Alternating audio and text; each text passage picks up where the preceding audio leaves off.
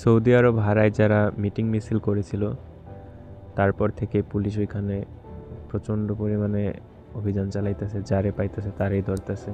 তো দেখেন 2-3 জনরে ধরছে, তো এর মধ্যে আরেকজনরে ডাক দিছে, তো আসে নাই। তো পুলিশ দৌড় দিছে ধরার জন্য, সে দেখে দৌড়, ধরতে পারেনি, পুলিশ পার করে গেছে। যাই হোক, কপাল ভালো, তাই বেঁচে গেছে হয়তো। তো দেখেন আবার যাইতেছে ওইখানে। সৌদি আরব রাজনীতি সমর্থন করে না, সুতরাং আমরা যারা সৌদি প্রবাসী আছি তাদের সবার উচিত আবেগী না হয়ে এই দেশের আইনের প্রতি শ্রদ্ধাশীল থাকা এবং আইন মেনে চলা। তো দেখেন আবার পুলিশ যাইতেছে, দেখি কি করে। এদের গাড়ির সামনে নিয়ে আসতেছে, সম্ভবত তাদের থানায় নিয়ে যাওয়া হবে। ওই দেখেন পুলিশের গাড়ি আরেকটু আসতেছে, অবস্থা খুবই ভয়াবহ।